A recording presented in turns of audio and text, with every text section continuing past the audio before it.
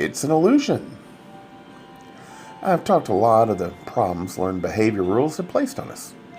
That some of those rules contradict others, relieving the stress. These are one-size-fits-all rules. The coping behavior you put in place to compensate for a rule will be focused on countering the rule. The soul has wisdom, understands what it didn't when first using this creative tool. The missing element, the lesson God was teaching all along. Cause and effect. In rejecting cause, we created an illusion of good and bad, with soul always claiming place of good. Over a year ago, I started saying, in all things, there is a Trinity. One is always silent. Now I say, in all things, there is a Trinity. Two are illusion. One represents truth. They're the same thing, just more refined. I'm progressing in my knowledge. I started this journey with PTSD. Once triggered, my self-image and behavior was warped. What was once something I was proud of was twisted to fit words that I wouldn't even acknowledge. It was the echoes of my predator at the most traumatic moment of my life. I handled those words like an infant, because now I was lost and fearing rejection. I couldn't ask others why what they were doing was so incomprehensible to me. I needed information. The dreaded age of why. If your creativity is only slightly off from normal, you will feel comfortable with talking to others. If your behavior rules are less, your creativity will flow more, and the fear of rejection will make you put in place different rules than those around you. My predator saw the awkwardness and took advantage of it. In his words, I found what I believed was the answers. It is what he said I was. The world you see is normal, and no one rejects themselves. You will seek to create an illusion. Another thing I've said often, there are two lessons most seem to learn. Both are close to right, but miss the truth. Solution one, control myself. Manipulate those around me to do as I want. That's the professional victim rule. Solution two is control others. I get what I want. The predator rule.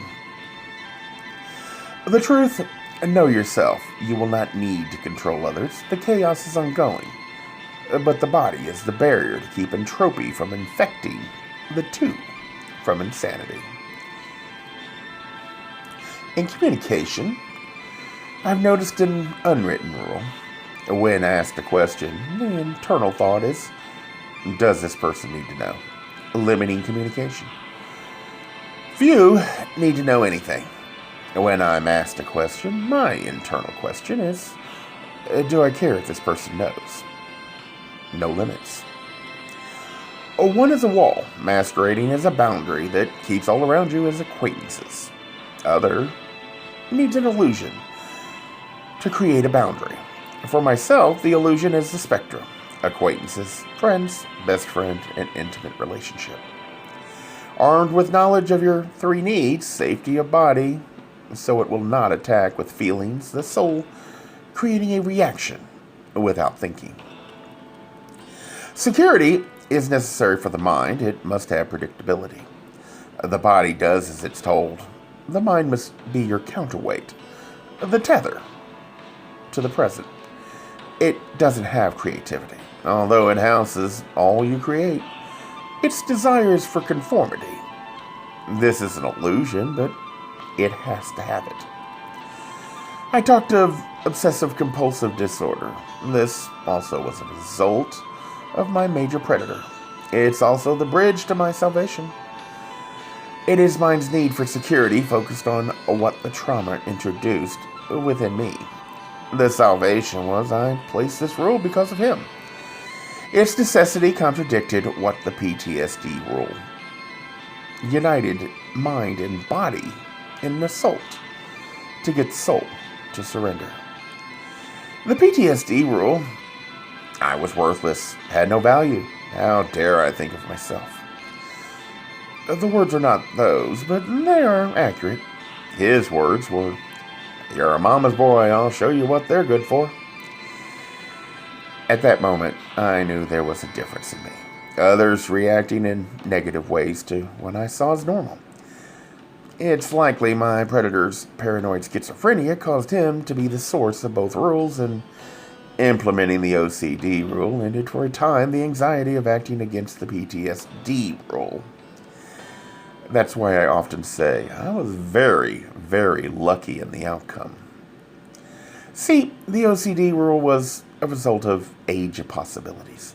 The PTSD rule reset my learned behavior rules to the first rule of blame. Once the puberty wars started, I never left the mind. I never embraced the body. I was getting time away from the family. This had an unforeseen consequence. The side effects of the PTSD was I had no value, thus I must place others' needs above mine. The OCD was caused because he made others responsible for me. I was youngest. Any mistake I made, he punished those near me, reinforcing the rule with knowledge that anyone I let near me would be damaged by me. While a conflicting realization couldn't be hidden. If you can damage another, you must have value. The OCD would not be necessary if I was worthless. So, when the PTSD got so bad, I refused to acknowledge what was in my head was real.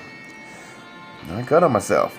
It was the only time I did this with the realization I wanted death. And making the attempt, I couldn't. One hand would cut down, the other pulled away. And then I could cry. The PTSD rule had to end. Mind had a new trigger that demanded different responses. OCD was underpinned by the realization I had value. I could damage people.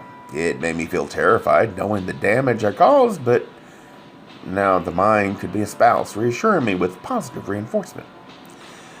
The thought, like a mantra, was, I wasn't done yet.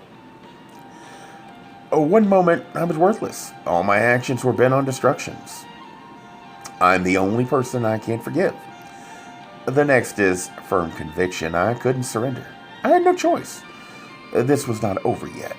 I must fix what I broke. This later manifested as borderline personality disorder. I suspect the person that made me feel safe enough to let the memories of the past come forward is the cause of this evolution. He made me feel safe, just enough. Counselors and psychiatrists will tell you that traumatized children will fear being rejected again, and they will test, expecting the person to run or lash out. When they pass the first test, the child will calm down, yet begin to doubt. Could it have been just one time? So it happens again.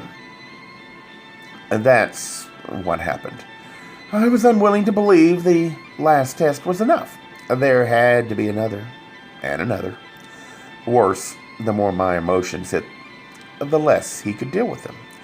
His own behavior rules left him incapable of coping. To this day, I'm unsure who got the worst end of that time. I regret that I was unaware of PTSD, yet I understand he was often verbally abusive. If he wasn't, then the OCD element would never have kicked in. Those rules only take effect if the soul has reason to seek knowledge of the mind. That requires language and perception. Parents often tell children they are not listening. The mind is listening just fine. Your actions are not inspiring the soul to seek what you said. So the soul has no clue you've said anything at all. What you're talking of, they are seeds, and someday someone could send the soul looking for those answers. Then the mind will give up what was told so long ago. All of this I went through to show the mind is not the enemy. It's only doing as it's told by the learned behavior rules placed by the soul.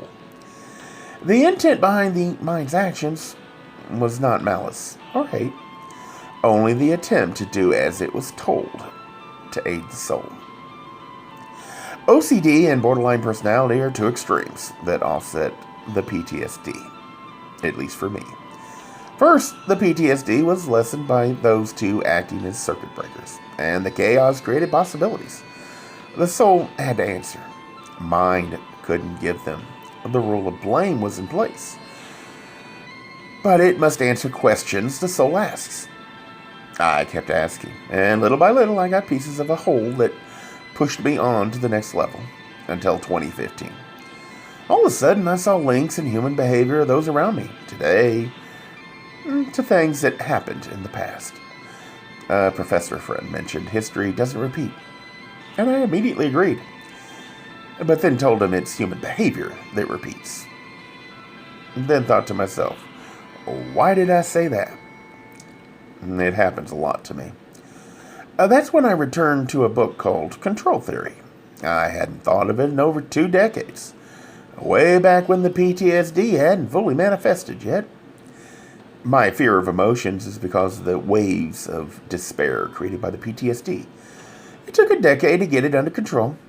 Anytime I go close to feeling emotional, I felt like I was near the edge of a cliff and I'd be back in chaos again. Anxiety was disabling, to say the least. I feared the chaos created by PTSD, yet I needed to trigger it, but I couldn't do it alone. It was too humiliating. I needed to have reason to take that risk. I wasn't worth enough to make it happen on my own. I often told people it's like I'm a Porsche that turns into a tricycle with only one wheel overnight.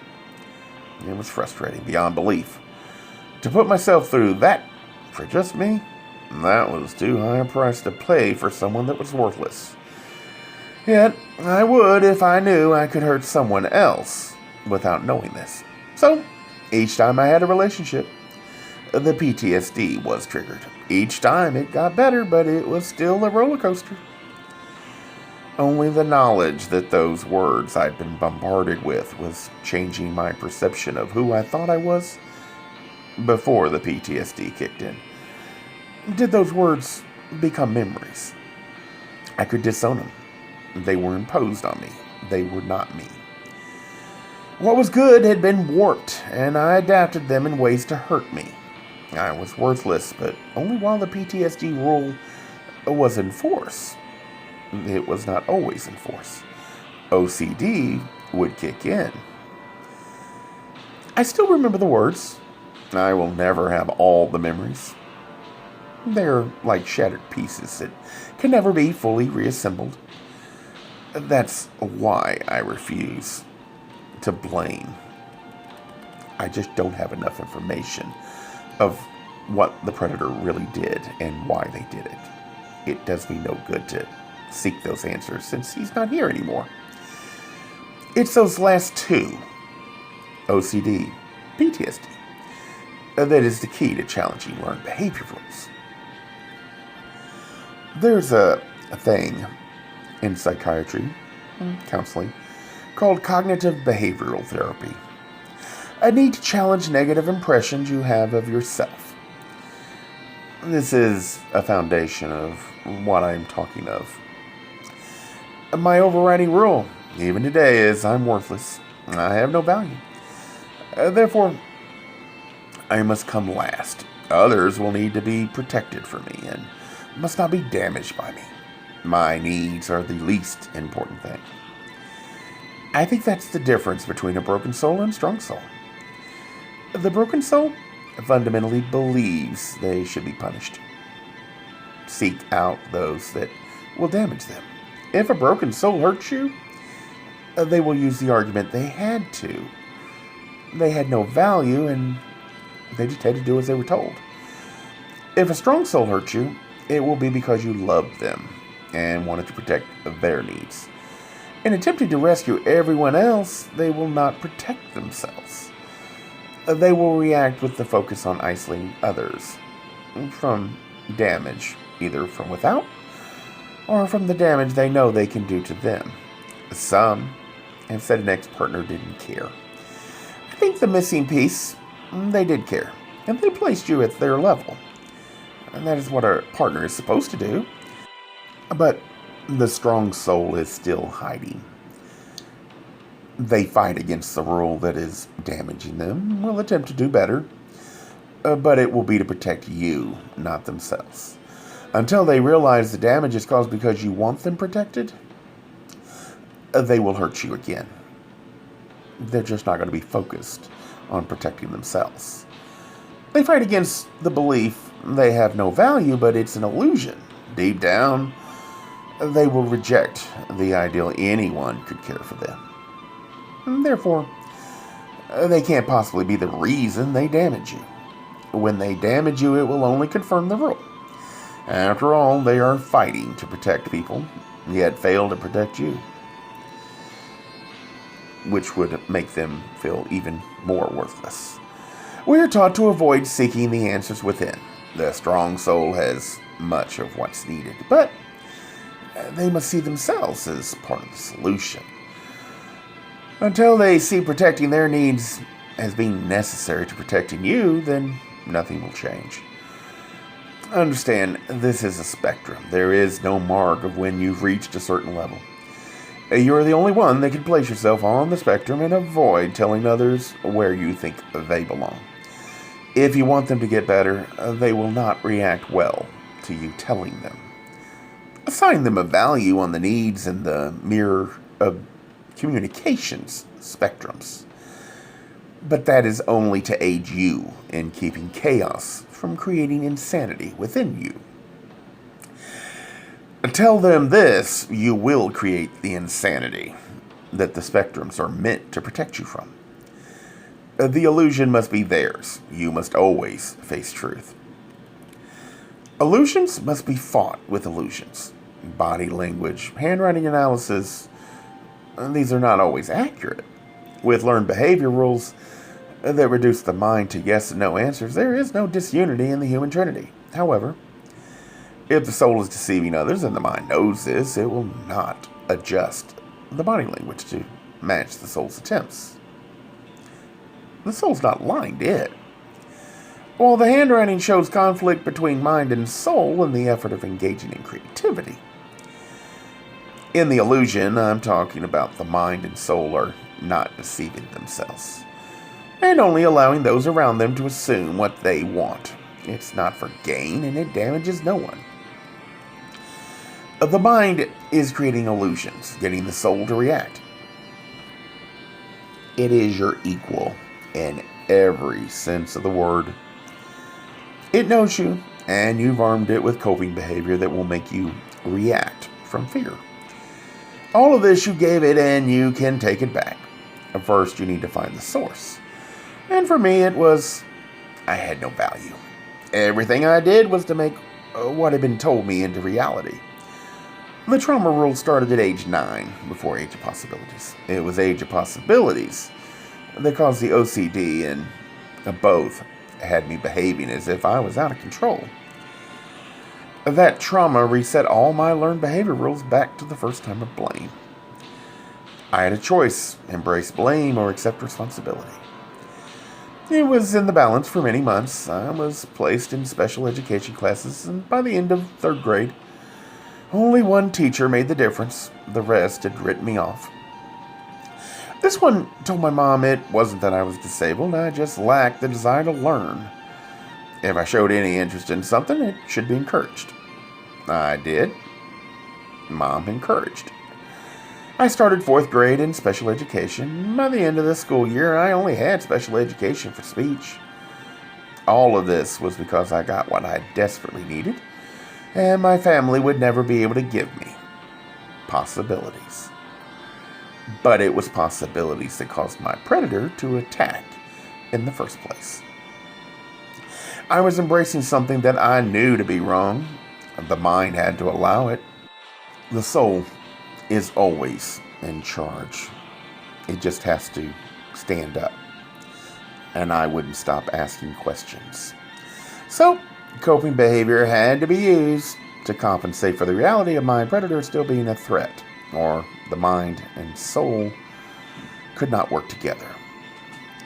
This meant body and mind had to have protection until soul could be free. The trauma rule had to be left. I didn't have enough to address it. I couldn't ask any questions as to why. It just couldn't be dealt with. The mind didn't keep it from me. I placed in the mind the rule that I must not know this.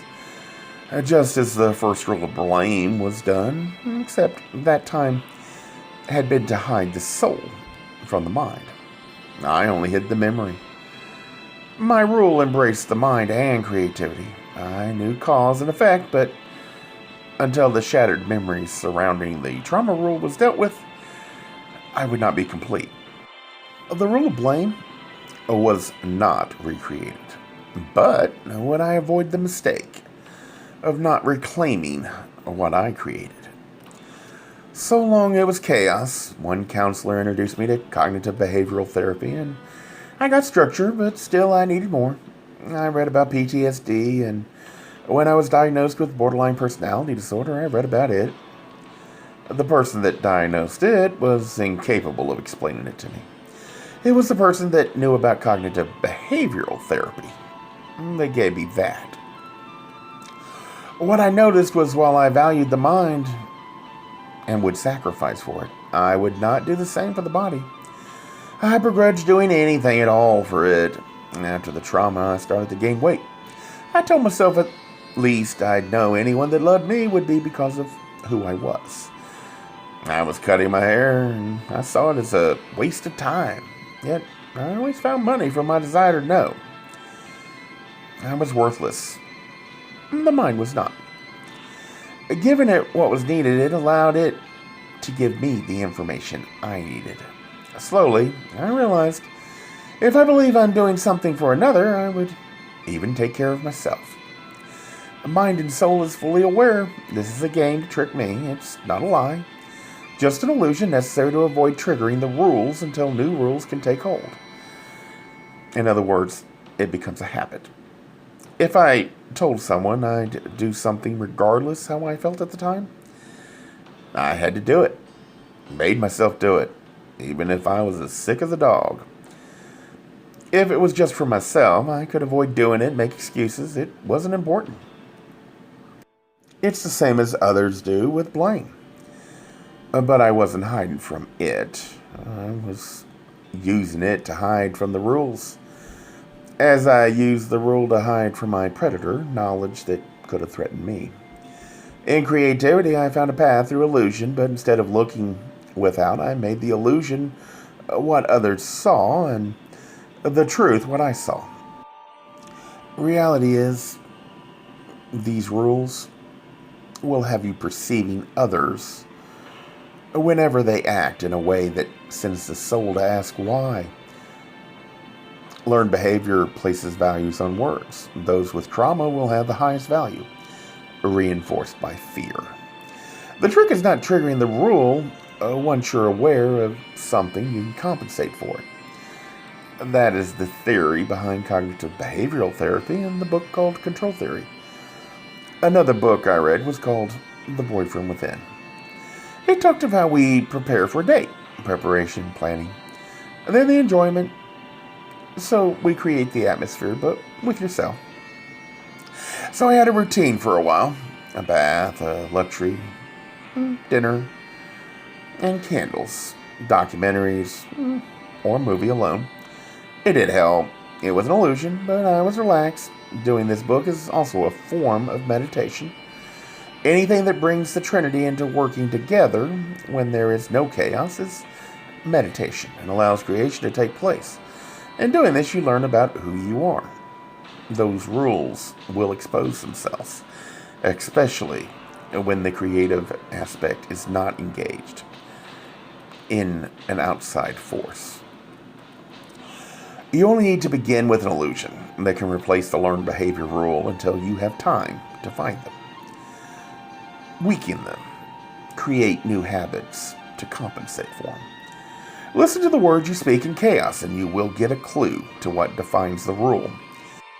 With that, you can write, think, walk, any kind of meditation that gets the three, mind, body, and soul, to work together it has a hold on you. How much, only you can say. You are never more truthful than when you are reacting. The behavior rule exposes itself. All you need to do is have it echoed back to you. It contains a mirror image of that time. PTSD is only the most extreme manifestation of what happens all the time when those rules take hold. The past offers only two solutions, positive and negative. You will perceive yourself as positive. In reacting, you will create the negative that will be your bête noire. It will hold all the characteristics of your predator that inspired the rule. It will cause you to see them, and that moment, that was most traumatic. Not physically, but your body will feel the remembered pain. The mind will remember the words, and your soul will act the same way. I suspect it's the words that will expose the rule.